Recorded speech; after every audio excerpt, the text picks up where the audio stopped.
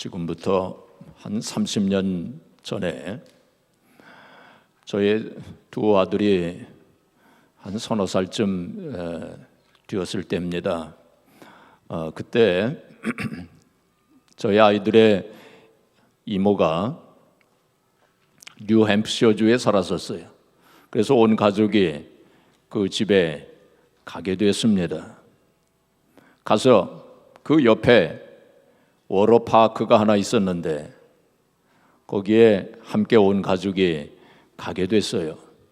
가서 보니까 그 워터 슬라이드가 있는데 얼마나 참 높이 그 워터 슬라이드 그 아시죠?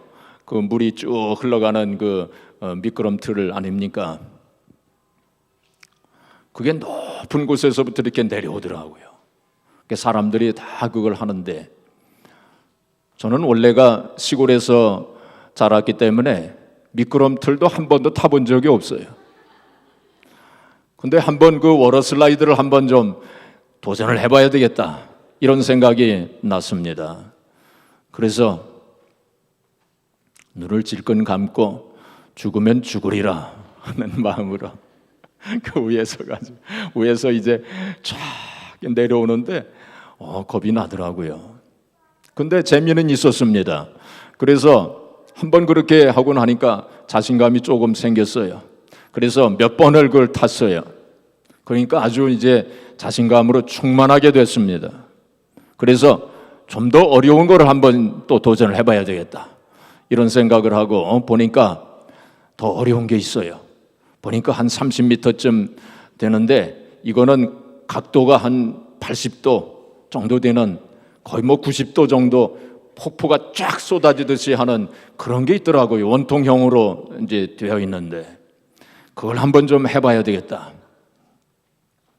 제가 30대입니다 그때.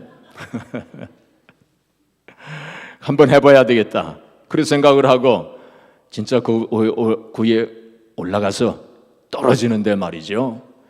순식간에 떨어지더라고요. 한 30m 되는 그 폭포 물과 함께 그냥 떨어지는데 그야말로 급전직합니다. 그냥 순식간에 확 떨어지는데 물속에 들어갔어요. 거의 정신을 잃었습니다. 그래가지고 너무 충격을 받아가지고 그 이후로부터는 제가 워터 슬라이드는 옆에도 가지 않았어요. 제가 왜 이 이야기를 하느냐면 오늘 본문에 나오는 베드로의 모습이 바로 그 모습과 같았기 때문에.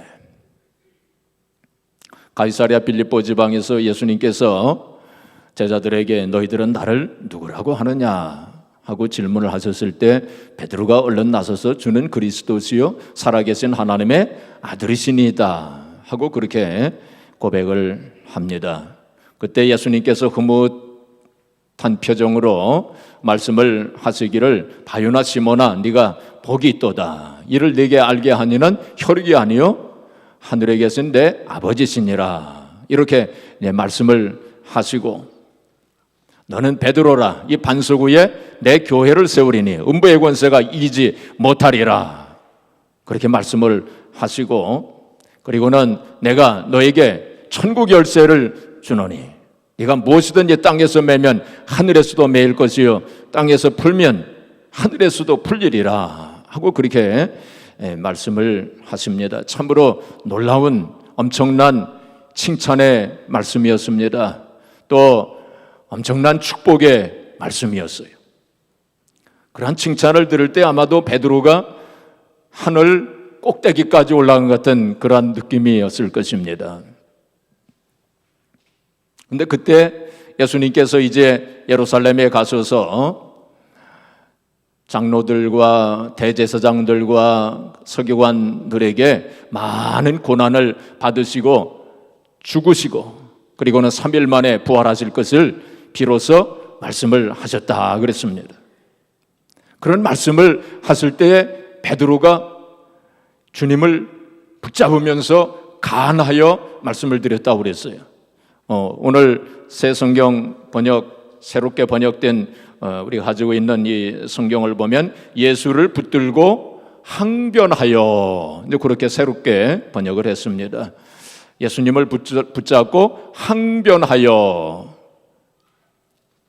그 헬라 원문을 보면은 뭐라고 어떤 단어를 썼느냐면은 에피티만이라고 하는 단어를 썼습니다. 이건 언제 쓰여진 낱말이냐면은 예수님께서 바다를 꾸짖으실 때 그때 그 단어를 썼어요. 또 귀신들을 꾸짖으실 때 그때 에피티만이라고 하는 단어를 썼습니다. 그러니까 지금 베드로가 예수님에게 그리 마옵소서, 그 일이 결코 주께 미치지 아니하리이다 라고 이렇게 말씀을 드린 것은, 우리 성경에 그렇게 번역이 되어 있는 것은 사실은 좀 완곡하게 표현을 한 거예요. 그러니까 베드로가 감히 예수님을 책망하고 꾸짖으시는 그러한 어조로, 그러한 의미로 예수님을 붙잡고 항변했다고, 그렇게 그런 의미가 있는 것입니다. 그래서 공동 번역 성경에는 뭐라고 번역을 했냐면, 베드로가 예수를 붙들고 그래서는 안 된다고 펄쩍 뛰었다. 펄쩍 뛰었다는 거예요. 이제 그런 의미를 가지고 있습니다. 좀 심하게 이야기하면, 예수님 그런 쓸데없는 말씀 하지 마세요, 뭐 그런 의미도 포함이 되어 있는 것입니다. 원문에는 책망하고 꾸짖는 그런 의미가 있기 때문에 쓸데없는 말씀 하지 마세요, 결코 그런 일이 일어나지 않을 것입니다 하고 강경하게 그렇게 항변을 한 것입니다. 그것은 베드로가 주님을 그토록 사랑했기 때문에, 사랑하는 주님이 그런 고난을 받으시고 죽으신다니 이건 말도 안 돼, 아마 이렇게 생각을 했을 것입니다.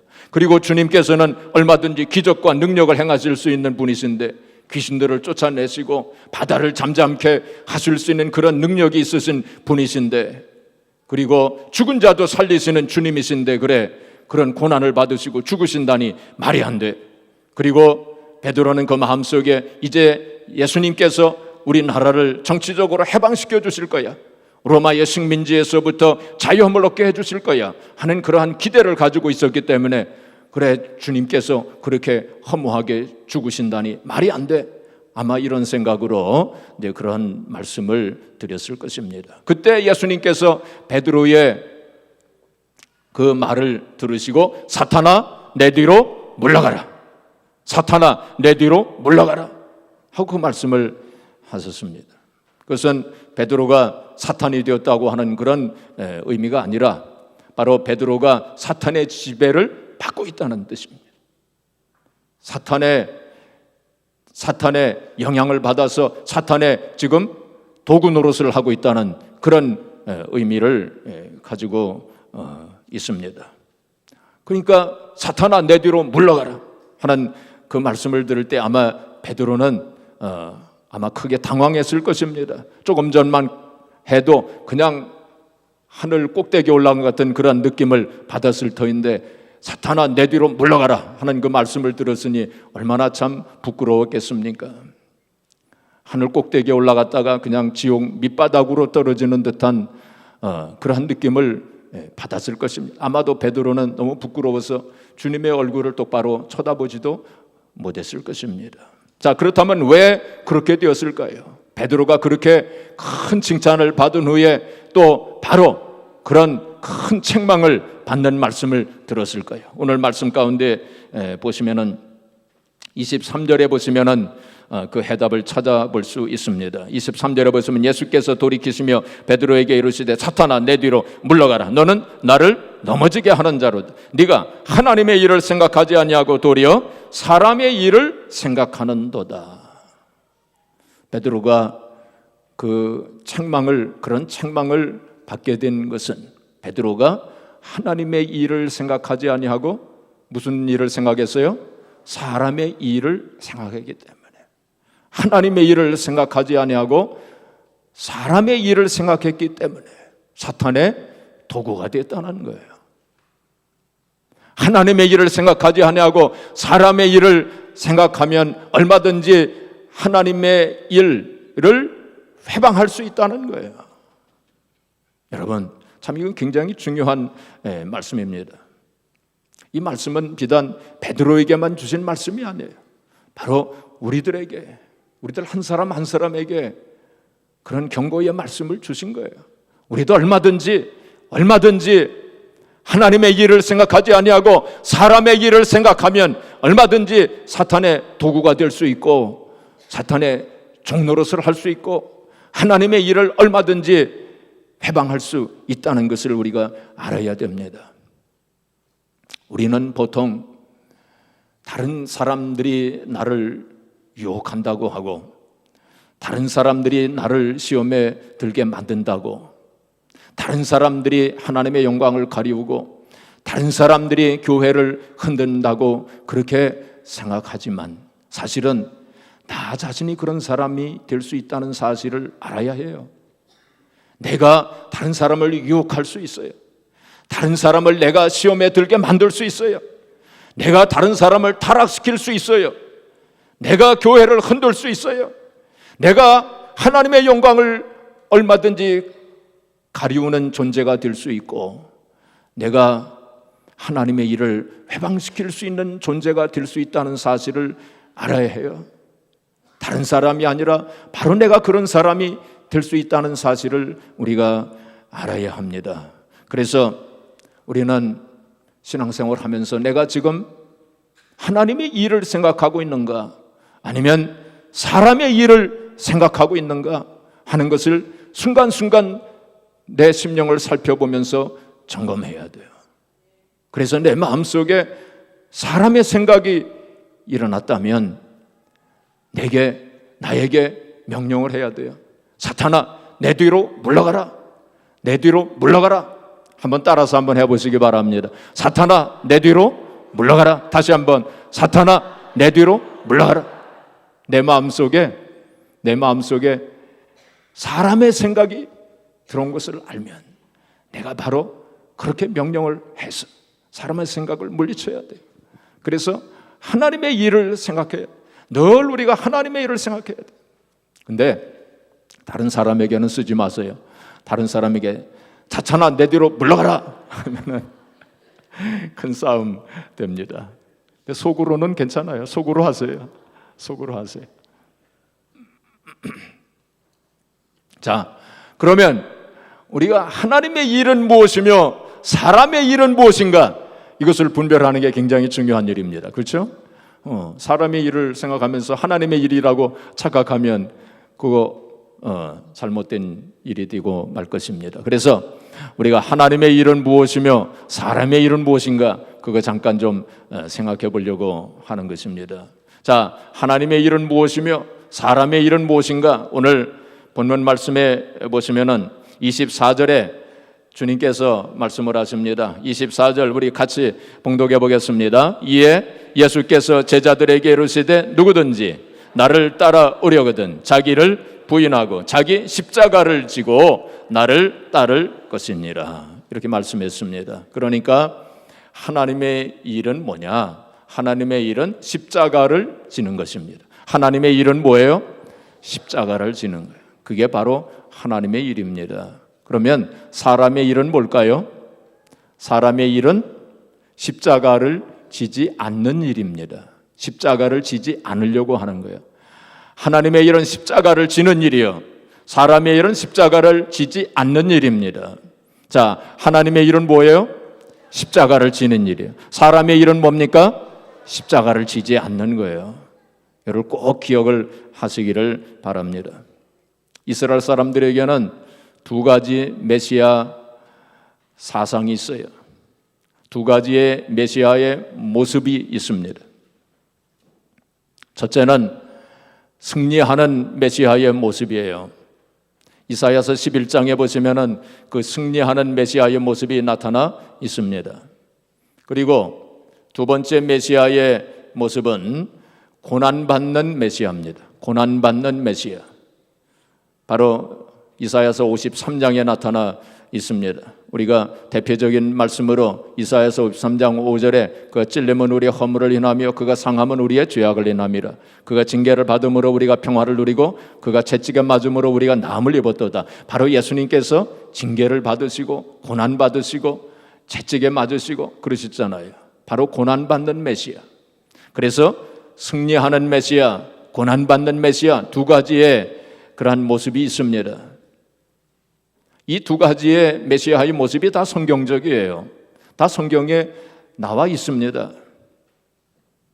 그래서 예수님께서 이 세상에 메시아로 오셔서 우리를 대신하여 우리의 죄를 짊어지시고 십자가 위에서 고난받으시고 십자가 위에서 죽으신 것입니다. 바로 그것이 고난받는 메시아의 모습이에요. 그러나 예수님께서 또한 부활하시지 않았습니까? 사망 권세를 이기시고 부활하시고 복음으로 이 세상을 정복하신 분이에요. 그리고 이제 앞으로 또 재림하셔서 세상을 심판하실 승리의 주로 오실 것입니다. 바로 그것은 승리하는 메시아의 모습입니다. 그래서 예수님은 바로 고난받는 메시아와 그리고 승리하는 메시아의 두 가지 모습을 가지고 있는 것입니다. 이스라엘 백성들은 고난받는 메시아에 대해서는 생각하지 않았어요. 그리고 승리하는 메시아의 모습만 생각하는 것입니다. 그래서 예수님께서 오셨을 때에 제자들은 이제 예수님께서 이 세상을 정복하시고 또 이스라엘을 정치적으로 해방시켜 주시고 우리의 모든 문제를 다 해결해 주실 것으로 그렇게 기대한 것입니다. 그래서 예수님께서 이제 예루살렘에 올라가셔서 많은 고난을 받으시고 죽으신다고 그러니까 깜짝 놀래가지고 아니 그런 일은 일어나지 않을 것입니다 하면서 베드로가 예수님에게 항변했던 것입니다. 바로 베드로는 그 하나님의 뜻을 알지 못했기 때문에 하나님의 뜻을 알지 못하면 우리도 엉뚱한 생각을 하게 되고 엉뚱한 말을 하게 되고 엉뚱한 행동을 할 수 있어요. 우리가 하나님의 뜻을 알지 못하면 하나님의 일을 생각하지 아니하고 사람의 일을 생각하게 될 것입니다. 이사야서 55장 8절 9절 말씀 보시면은 내 길은 너희 길과 다르며 내 생각은 너희 생각과 달라서 하늘이 땅보다 높음같이 내 길은 너희 길보다 높고 내 생각은 너희 생각보다 높다. 하늘이 땅보다 높음처럼 그렇게 하나님의 생각은 높이 계시고 하나님의 길은 높이 계시다는 거예요. 그래서 우리가 하나님의 그 생각을 하나님의 뜻과 하나님의 계획을 우리가 다 알지 못할 때가 참으로 많습니다. 그래서 우리가 하나님 앞에 깊이 기도해야 돼요. 우리가 성령으로 충만하게 될 때 비로소 하나님의 뜻을 하나님의 계획을 알 수 있게 돼요. 성령은 모든 것 곧 하나님의 깊은 것이라도 통달하시느니라 그랬어요. 그래서 성령으로 충만하게 될 때 비로소 하나님의 뜻을 알 수 있게 됩니다. 그렇지 않으면 우리가 하나님의 뜻을 모르게 돼요. 그 엉뚱한 생각을 하게 되고 하나님의 일을 생각하지 않냐고 사람의 일을 생각하게 되는 것입니다. 바로 하나님의 생각, 하나님의 계획은 바로 예수님께서 십자가를 지시는 일이었습니다. 이 세상에 오셔서 만인의 죄를 짊어지시고 십자가를 지시는 것이 그래서 우리의 죄를 대속하시는 그것이 바로 하나님의 뜻이었어요. 베드로는 그 뜻을 알지 못했기 때문에 그런 엉뚱한 말을 한 것입니다. 물론 예수님께서 이 세상에 오셔서 병자들을 고치시기도 하셨어요. 오병이어로 또 먹는 문제도 해결해 주셨습니다. 그러나 예수님께서 이 세상에 오신 궁극적인 목적은 바로 십자가를 지시는 일이에요. 그것이 바로 하나님의 일이었습니다. 하나님의 일은 바로 십자가를 지는 일이라고 그랬어요. 사람의 일은 뭐예요? 십자가를 지지 않는 일이에요. 바로 베드로는 사람의 일을 생각한 것입니다. 사랑하는 성도 여러분, 바로 그것이 하나님의 일이에요.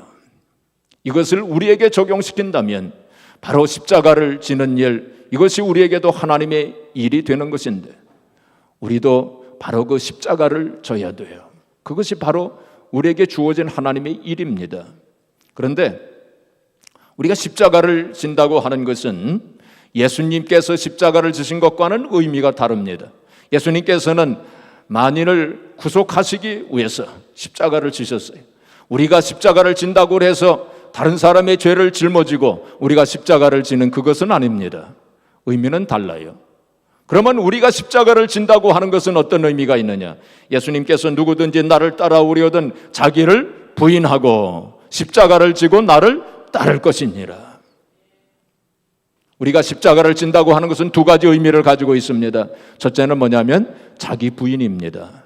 자기를 부인하는 거예요. 내가 십자가를 진다고 하는 것은 바로 나를 부인하는 것을 말합니다. 나를 부인해야 돼요. 나를 앞세우지 말고 내 뜻을 앞세우지 말고 오직 주님의 뜻을 앞세우며 주님을 위해서 사는 그 삶이 바로 나를 부인하는 그러한 삶이에요. 우리가 신앙생활 할 때 나를 나타내기 위해서 내 이름을 나타내기 위해서 우리가 신앙생활을 한다면 그것은 잘못된 것입니다. 그건 십자가를 지는 게 아니에요. 또한 교회를 우리가 세우고 교회를 이루어 나갈 때에 우리의 교회 이름을 좀 내자. 우리 교회를 크게 만들어 가지고 우리의 교회 이름을 내자. 그런 마음으로 우리가 교회를 세워서 이루어 나간다면 그것은 잘못된 것입니다. 우리가 우리 자신을 내세우지 아니하고 우리 교회를 내세우지 아니하고 오직 주님을 내세우고 주님의 영광을 위해서 우리가 먹든지 마시든지 다 주님의 영광을 위해서 사는 그것이 바로 나를 부인하는 거예요. 우리가 가만히 보게 되면 우리 크리스찬의 삶, 현대 크리스찬의 삶이 많이 변절된 것 같아요. 현대의 교회의 모습이 많이 변절된 것 같아요. 성경에 나오는 성도의 모습, 성경에 나오는 교회의 모습, 그러한 모습과는 많이 변절된 것 같은 그런 느낌을 받게 됩니다.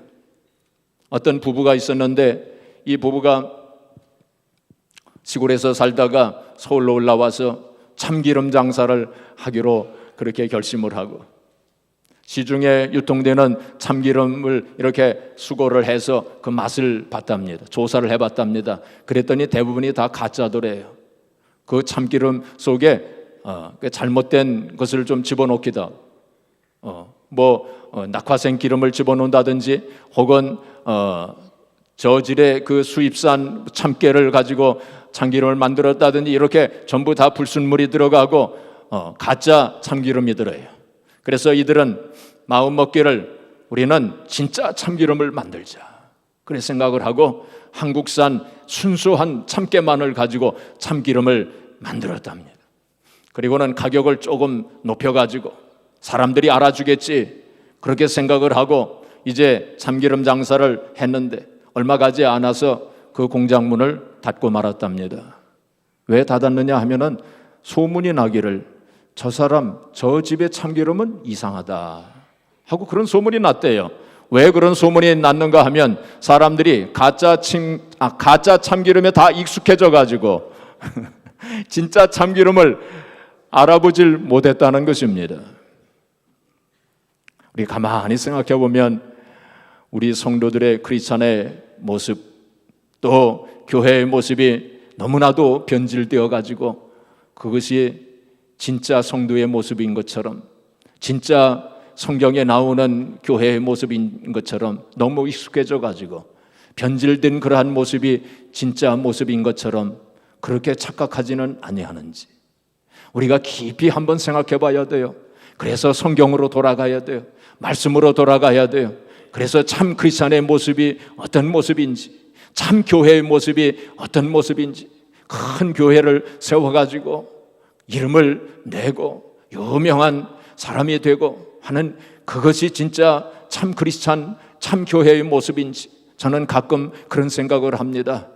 이름 있는 어떤 교회 이름 있는 어떤 큰 교회의 목사보다 정말 시골에서 농어촌에서 섬에서 평생 그렇게 이름 없이 빚도 없이 수고하고 헌신하며 또 열악한 환경 속에서 평생 복음을 들고 또 전도하고 선교하는 선교사님들이 주님 앞에 섰을 때에 어떤 유명한 어떤 목회자 어떤 사역자들보다 그들이 더 큰 상급을 받을 것이라고 저는 그런 생각을 합니다.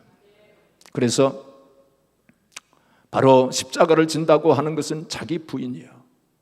나를 부인할 수 있어야 돼요. 그리고 나를 부인한다고 하는 그것은 바로 나를 죽이는 거예요. 나를 죽여야 돼요. 물론 자살하라고 하는 말씀은 아닙니다.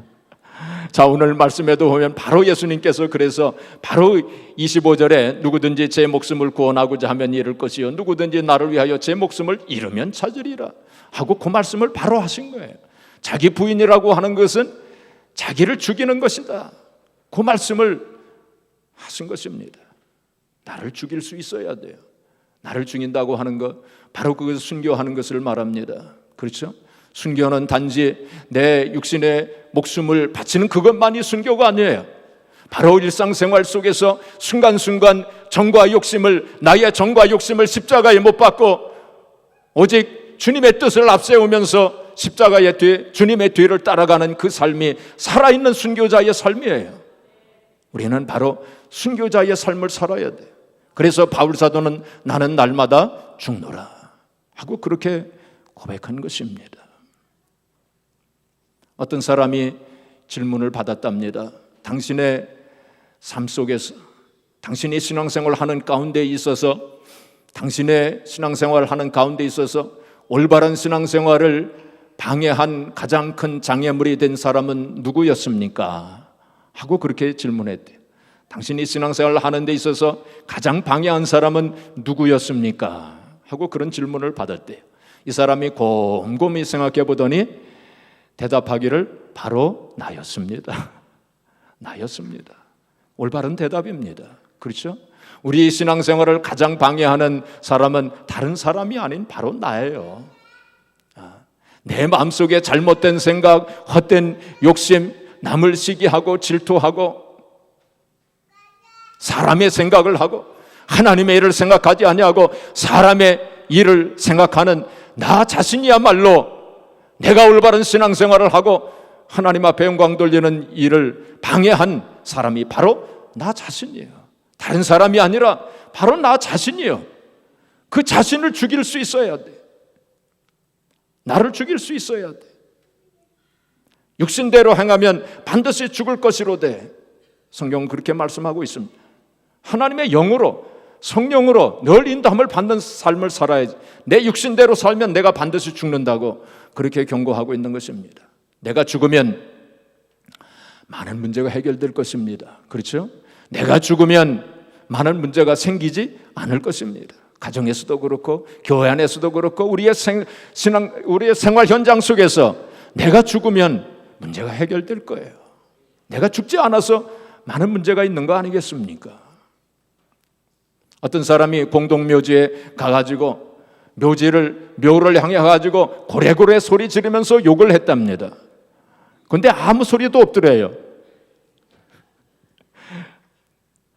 묘지에서 아무리 욕을 해도 죽은 사람들은 아무 소리도 화도 안 냅니다. 시험에도 안 들어요.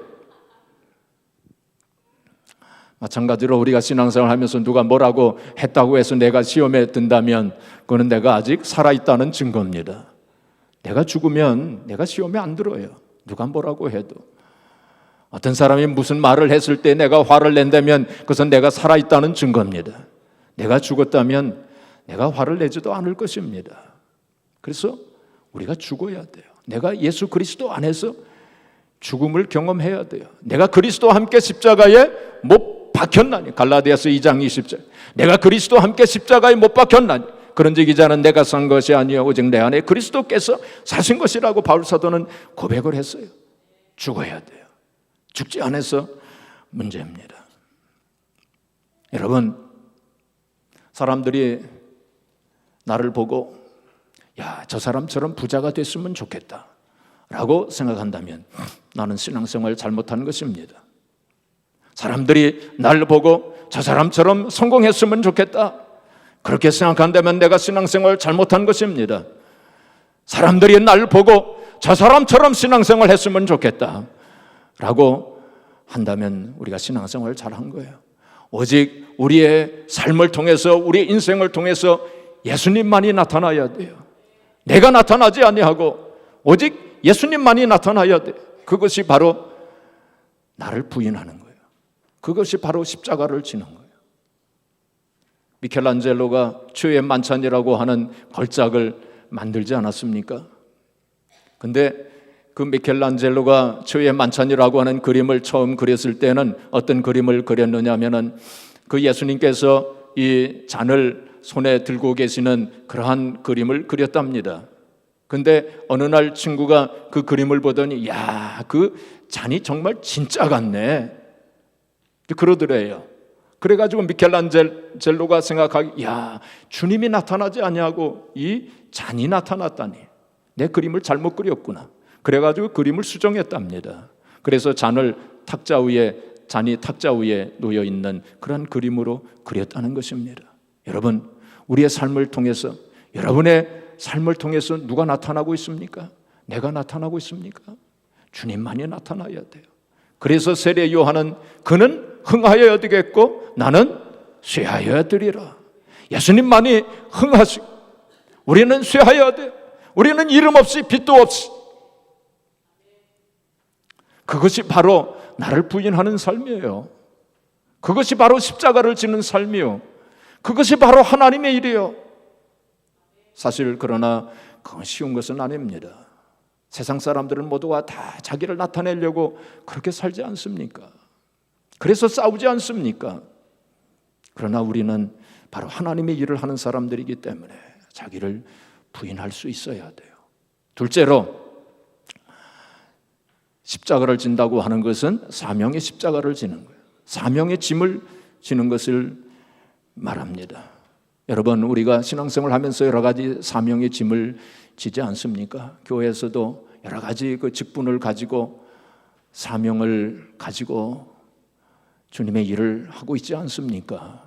우리가 부엌에서 일하시는 그런 사명을 가지신 분들도 있고 또 어린 아이들을 돌보는 그러한 사명을 가지기도 하고 또 여러 부서에서 책임을 가지고 부서에 맡은 일들을 하고 또 목장에서 목자님, 목련임으로서의 사명을 가지고 일하고 또 여선교회, 남선교회 각 임원으로서 맡은 일을 가지고 사명을 감당하고 참 여러 가지 일들을 우리가 하지 않습니까? 찬양단으로 혹은 찬양대로서 우리가 찬양을 담당하는 그런 일을 하기도 합니다. 무엇보다도 우리는 복음의 사명이 있어요. 복음을 전하는 사명, 전도하는 사명이 있지 않습니까?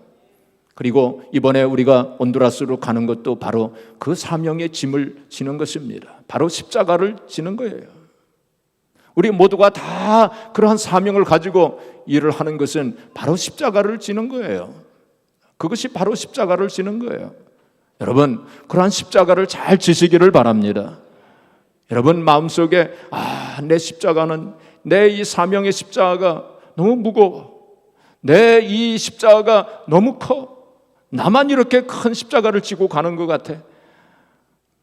그런 원망, 불평하지 마세요.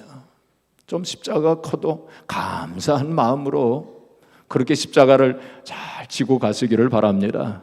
어떤 여자 집사님 한 분이 자기는 늘 십자가 너무 크다고 그렇게 원망하고 불평하면서 그렇게 신앙생활을 했답니다. 다른 사람들은 십자가가 작은 것 같은데 왜 나만 이 큰 십자가를 지고 가는가? 늘 그게 좀 불평이었답니다. 근데 하루는 환상을 보는데 그 환상 속에서도 자기가 무거운 십자가, 큰 십자가를 질질 끌면서 이렇게 가는 그 환상을 보았답니다. 근데 주님이 나타나신 거예요. 예수님이 나타나신 것을 보고 옳다 됐다. 예수님께 부탁해서 내 십자가를 좀 작게 만들어 달라고 그래야지. 그래서 예수님께 부탁을 했답니다. 주님, 저는 십자가 너무 커서 너무 힘듭니다. 그러니 조금 작은 십자가로 좀 만들어 주세요. 그래서 예수님께서 그 십자가를 잘라주셨대요. 그런데 예수님께서 잘라주셨는데도 불구하고 아직도 그 십자가가 너무 커가지고 그래서 또 한 번 잘라달라고 그랬답니다. 예수님이 아무 말씀도 안 하시고 또 잘라주시더래요. 근데 그것도 커서 또 한 번 잘라달라고 그랬답니다. 근데도 그때 또 예수님께서 아무 말씀도 안 하시고 또 잘라주시더래요. 아주 십자가가 이제는 작고 아주 가벼운 십자가가 되었답니다. 그래서 그 십자가를 이제 손에 들고 그리고는 한참을 가다 보니까 요단강이 나타나더래요.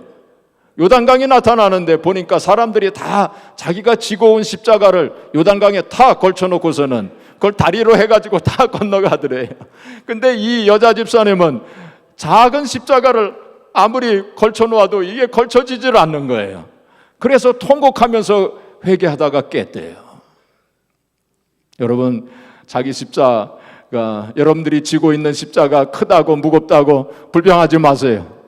예, 오히려 십자가 큰 것 하나님 앞에 감사하시면서 그 십자가 잘 지고 가시기를 바랍니다.